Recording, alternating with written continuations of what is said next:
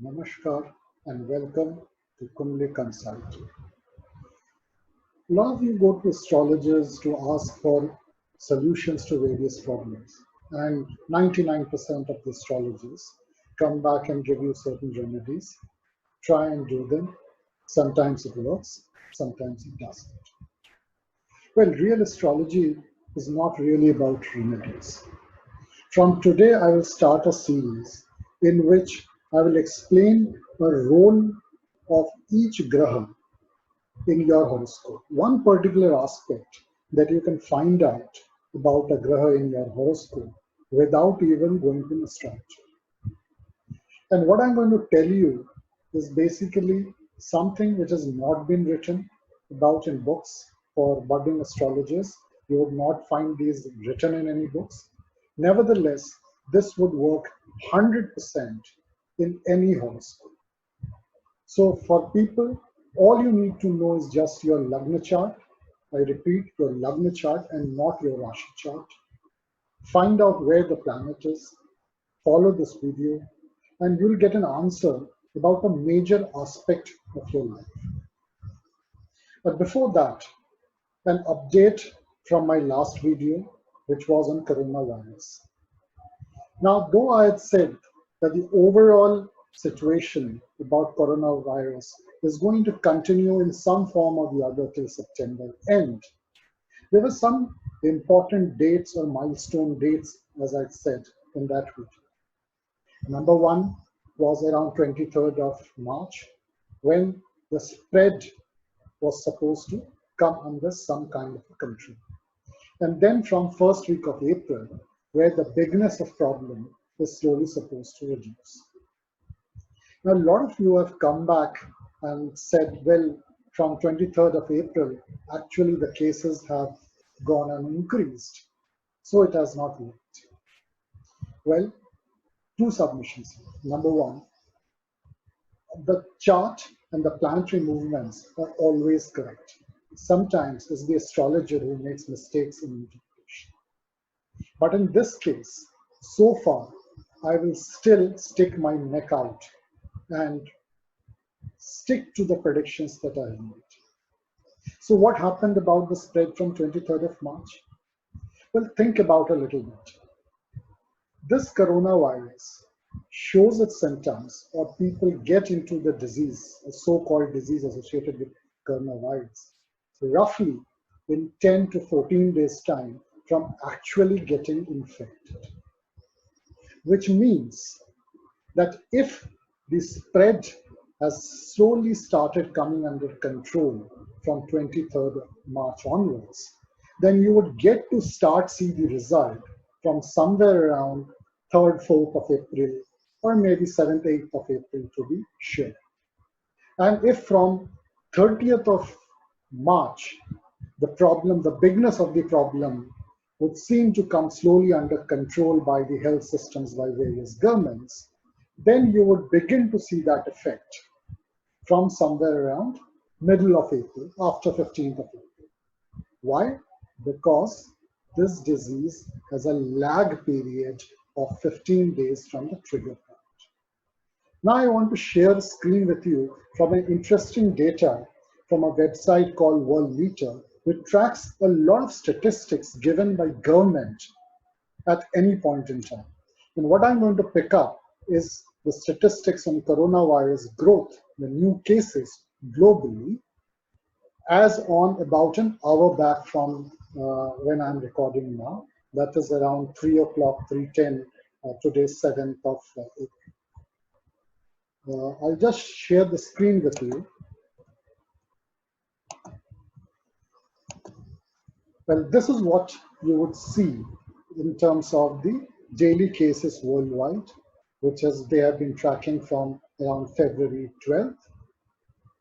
This is the peak report on 3rd of April, roughly 10 days from 23rd, 11 days from 23rd of March, from when the spread is supposed to slow down.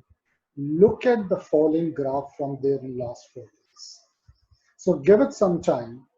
As I said, I still stick to the predictions that I made.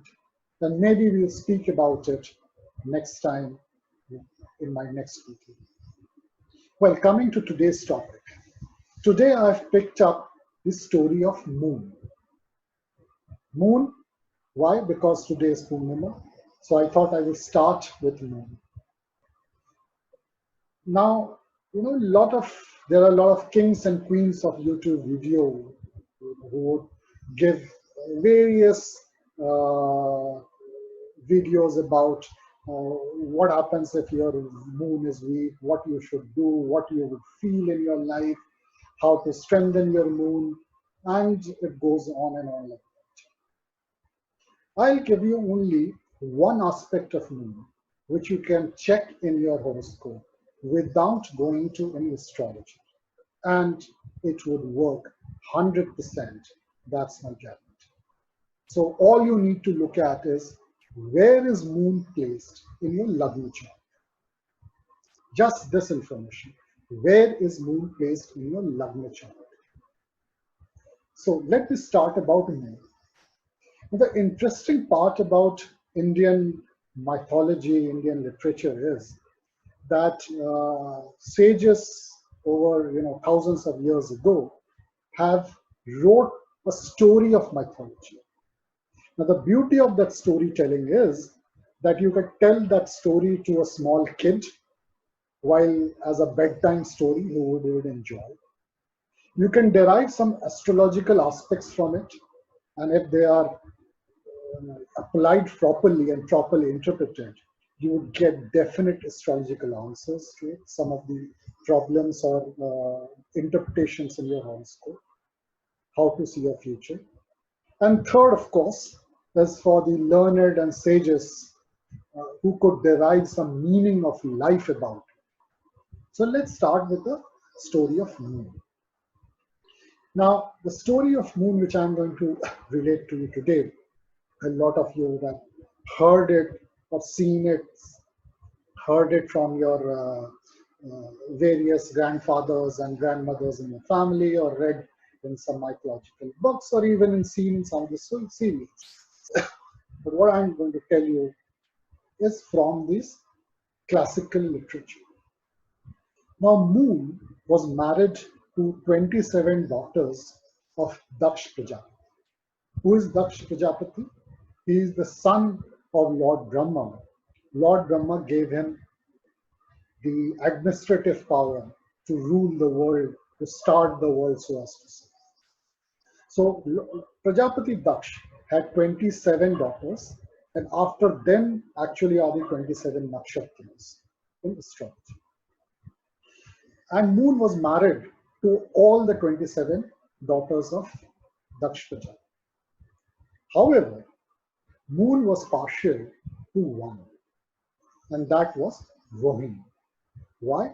Because she is considered to be the most beautiful, most creative, and most intelligent of all the daughters. So Moon was very partial about towards Rohini, and used to spend most of his time with Rohini while neglecting the other 26 wives. So the other 26 wives went and spoke to their father Prajapati Daksh, told them how agonized they were because they were neglected by their husband, who was attending to only one of the daughters of Prajapati or one of their sisters. So Prajapati Daksh, since he ruled the world, he had to lay down the discipline in the world. He gave a curse to me, and that curse was that you would die. The exact term in the literature is that you will become Shay. Shay means you would slowly die. So Moon started slowly dying.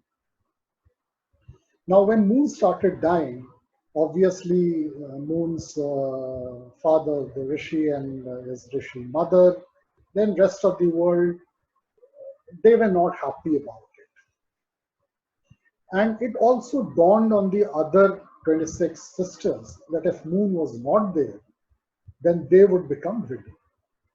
But since Daksh Prajapati had given this curse, now there is no way to be taken back. That's number one. Number two, Daksh Prajapati had to lay down certain rules in the society which should be followed. That is, you cannot be impartial towards the other wives if you have marriage a number of them. That was, in that age, the people used to marry, or at least the mythology says that people used to have number of wives. So moon was slowly dying, and there was no solution available in the universe because Daksh Prajapati had given that curse to moon. So finally, everybody approached Lord Shiva. In sequence, Lord Brahma, Vishnu, as the mythology story gets more and more masala added to it, and they went to pray to Shiv because somebody told them, or Lord Vishnu or Brahma told them, that if anybody could save me, it was Lord Shiva himself. So people started praying, and there was a problem in that praying because earlier Prajapati Daksh had given a curse to Shiv that nobody will worship Shiv. So therefore, that curse also had to be respected. And I'm not going into details, but the way the curse was given, that the only way it could be broken was if Prajapati's daughter herself, that is Sati, incarnation of Shakti, if she worshipped Shiva. So, so Satish started worshiping Shiva, and along with him, therefore, all rishis and all the human beings and all devtas started worshiping Shiva to save Moon's life, to save him from the curse that he was slowly going into die, and the death had started. Just before, Moon would be completely dead, Shiv appeared, picked up Moon, and placed it on his forehead. And that's why you see a crescent on Shiva's forehead. It's the crescent of moon just about a little bit, whereas when he was about to be completely, before he was going to be completely shed. And the moment Shiv placed him on his forehead, his death was averted and moon started growing up. So that's a nice bedtime story from Indian mythology. But now let's translate that to astrology. It means basically, and listen to this very carefully, wherever moon is placed in your horoscope, wherever it is placed, you will get a second birth. Now, I'm repeating this for budding astrologers and people who are interested in astrology and trying to learn astrology also. You would not find this in any astrological book. Not that I know of, generally. Definitely not in classics like Parashar and Bhrigu Samhita, which are the books for astrology. Because a lot of there is, the shlokas have got hidden coded meaning and it's very difficult to decode them to normal human. It's there in one of those classics, if you can decode. Yeah. So, which means basically, moon got a second life. Moon was born again from death. It was a complete transformation. Of course, Moon promised that from there on, he will take care of all his wives equally. Therefore, wherever Moon is placed in your horoscope, you will have a second birth. And I will show it by 3 example charts very clearly. How does it take effect? So look at your Lagna chart. In whichever house Moon is, one of the significances of that house, you are going to face a huge pain in life. And the degree of pain will, of course, depend, or the degree of near-death experience in that significance of that house will depend on many other aspects and planets. But one thing is for sure, Your life is going to turn 180 degrees in that particular house wherever moon is placed. And that is the house wherever moon is placed is your second birth in your life. Now, when does that happen? Of course, you can determine the time for it by applying various dashas, antardashas. That's a separate technical astrological calculation, which I am not delving out here. Now, let me share a couple of three charts and show it to you exactly, how does it take effect.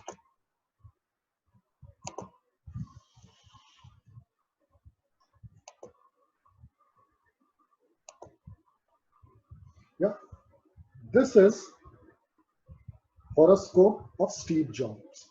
Now to simplify, I've taken off all the planets of horoscope. I'm just showing you where moon is. Moon is placed in his 8th house. What is 8th house? 8th house denotes death. 8th house denotes longevity. 8th house denotes terminal diseases. Apart from there are a few other significations also. But this is what majorly 8th house is known. Now, if you have heard about Steve Jobs' life, or even if you have just listened to his famous speech that he made at a convocation in Harvard, if you haven't, I do suggest that go to YouTube and hear the speech of Steve Jobs, which he gave in convocation in Harvard. And there he speaks that at one point in his life, he was diagnosed with a disease, a cancer, kind of cancer, where doctors gave him only few weeks to survive. Yes, you heard it right.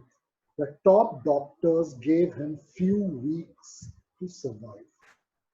This is where his moon was taking effect at that time. House of death, longevity, terminal disease. But look at it. He had a second birth. He lived many, many more years beyond that, turned around companies after that, and goes on to tell this story. So where medical science probably failed, I would say, astrology showed it clearly. He was going to have a near-death experience in his life, and he would have revived from it. Moon in 8th house of death. Let's move to another interesting chart of Indira Gandhi. Now in Indira Gandhi's chart, moon is placed in the 7th house. What is 7th house? Two important significations of 7th house are the house of spouse and marriage. And there is, of course, business is also sometimes signified by 7th house, and there are other significance. But let's look at one of the prominent significances of 7th house, which is house of spouse and marriage. Moon is placed on it. Now, the story about Indira Gandhi's marriage and how it happened with Firoz Gandhi, Pandit Nehru did not want it. That is one part. But the other part, what I'm going to highlight out here is that after, her marriage did not last for long, many years, and Firoz Gandhi very soon died. So here, the pain she had was separation from her spouse. 7th house, basically. Now, where is the rebirth? Very interesting out here. Yeah? The 7th house, her 7th house, is the 10th house of Kal Purush. In astrology, Kal Purush horoscope gives some of the significances of the various planets. So her 7th house is 10th house of Kal Purush. And what does 10th house denote? 10th house denotes karma. 10th house denotes your work, your profession. So moon was placed in the 10th house, natural zodiac, 10th house of natural zodiac.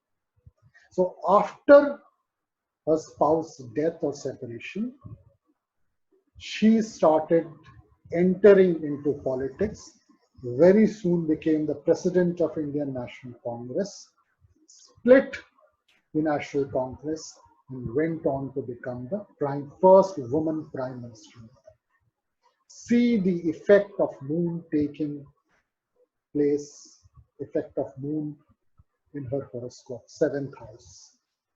Near death experience, or as I said, rebirth is really the term from the Shiv moon story. Rebirth, separation with her husband, and rebirth as a political iron lady of one country. Let's take another interesting chart, and why I'm taking this chart is try and show you. First chart was clear combination of moon, nothing else was required. In this chart, I showed you if moon is there, what happens after that, how do you tie the significance of the house and see where the rebirth will be. And in the third chart, now I'll show you how the rebirth will also happen. Can you find some of the traits? And that comes from chart of Mahatma Gandhi, the father of the nation. Look at moon. Moon is placed in the 10th house with Rahu. 10th house is house of karma, I told you just. So he was going to have a rebirth in his professional life. What rebirth did he have? He was a reasonably well-established lawyer in South Africa. So from South Africa, being a lawyer in South Africa, suddenly, turn of events in a short span of time, he faced problems and he turned into an independence fighter for the country of India. So 10th moon in 10th house taking the full effect of second birth. Now look at this. Rahu is here. What is Rahu generally associated with? Untruthfulness, lies, or the other part of it is truthfulness, abuse, violence, sometimes physical violence.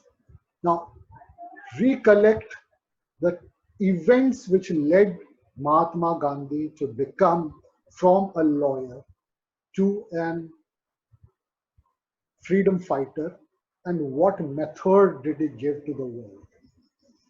The turn of event was when he was physically thrown out of a railway compartment in South Africa because he was traveling in first class with a valid ticket, and the superintendent of the train or the compartment said that blacks are not allowed to travel in first class compartment even if they had a ticket. He was physically thrown out, physically abused, violence in terms of being thrown out. That was the turn of effect. Rahu was now trying to give him the second birth of bringing him to near death of his lawyer's profession and going to term. And what is the full effect when it took the full place? He gave the world the story of fighting with non-violence. Violence, I told you, is associated with Rahu. Therefore, the opposite of it, non-violence, is also would be associated with. So there you see in this chart, I tried to explain you the story of moon fitted with the house where it is in your horoscope, and if there are planets, how do they affect that region?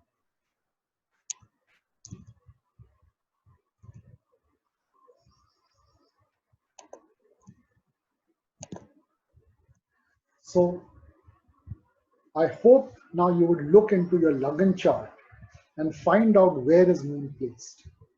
And if you have spent a reasonable amount of time in your lifetime till now, you would probably try to figure out, the transformation or the second birth, as I say, which happened wherever, in whichever house, a significance of that house in your life.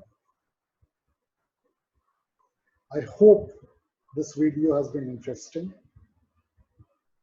If you like the video, kindly share the video so that you can spread this truth of astrology far and wide.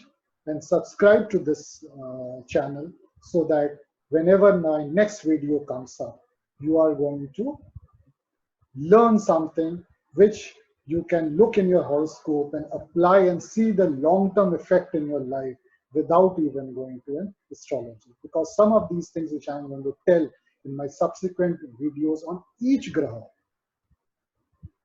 you will find that having an impact in your life.